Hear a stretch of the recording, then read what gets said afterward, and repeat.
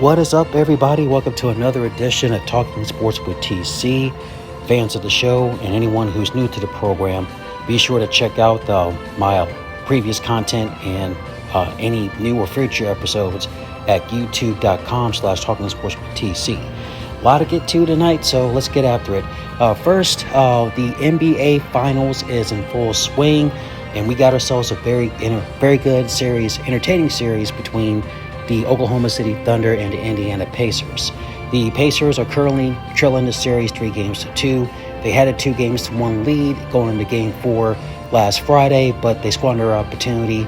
And then last night in Game 5, it was pretty much wasn't even competitive. It was competitive in spurts, but it was just Oklahoma City just showing why they are the dominant team in the NBA this season. The Thunder are one win away from their first NBA championship. And as the Thunder, now this will be their second championship overall in the franchise's existence, when the Seattle Supersonics, before they relocated to Oklahoma City, won the NBA title back in 1979. The Thunder are heavy favorites to win the title. Indiana, they have to regroup and figure out what they need to do. Halliburton's status is up in the air. He has a strained calf, and they're not sure if he's going to be able to play on Thursday. MRI results will come back at some point, and Indiana will figure it out. And they're a very resilient bunch. I don't see them losing on their home floor tomorrow night, but that remains to be seen.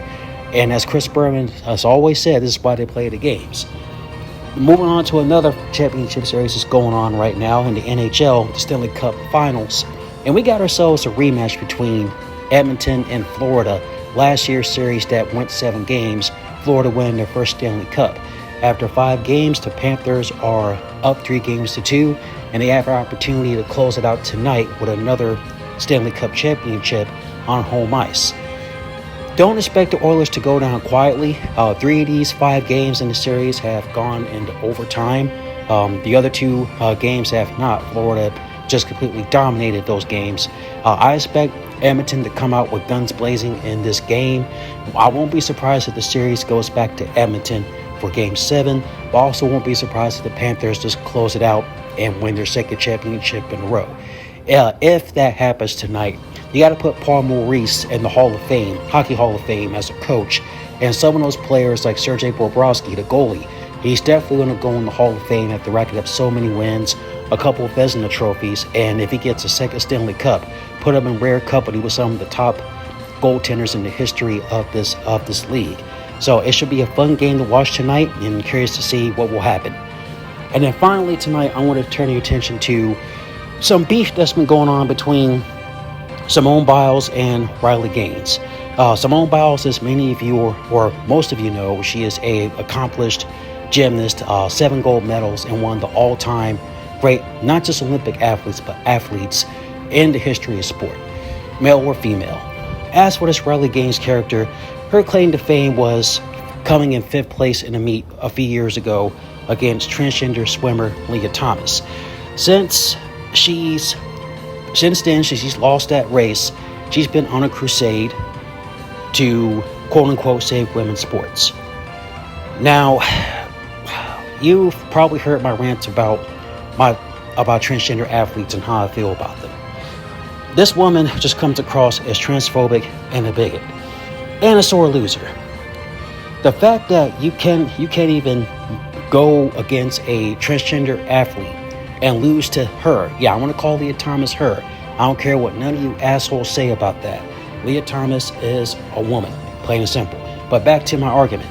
Riley Gaines has been on this crusade because she threw a temper tantrum, and she's making all these accusations about what happened in the locker room, and she's starting all this beef. Anytime a transgender athlete wins a women's sporting event, whether it's in college level or in the high school level, she goes on this tirade on Fox News and starts showing what her true colors are. Riley Gaines, I got a message for you.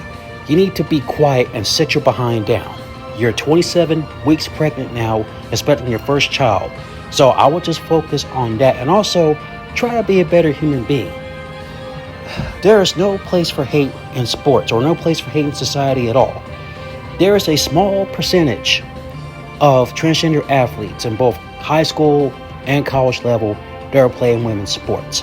So this crusade that these Republican politicians and these so-called Christians are going on this crusade to ban trans athletes from playing women's sports, your argument is, and your crusade is not valid. It's pointless, it's hateful, it's cruel, and all y'all need to just stop it.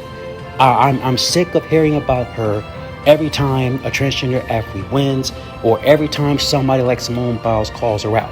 So I want to call you out. You may not know what my program is, and quite frankly, I don't care. I want to call you out for what you are. You're a transphobe, you are a bigot, you are spiteful, you are hateful, and honestly, you are not a very good swimmer either.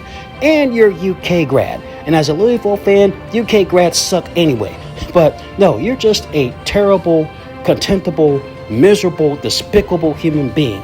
And this crusade that you're going on needs to stop before somebody shuts you up. Now that I got off my soapbox, fans of the show, let me know what you think about the NBA Finals, the Stanley Cup Finals, and is Riley Gaines right for going on this crusade? Let me know what you think in the comments at youtube.com/talkingsportswithtc. And that concludes another episode of this fine program. I will talk to you guys later. Enjoy the final series, and be nice and be kind to each other, everybody. Peace out.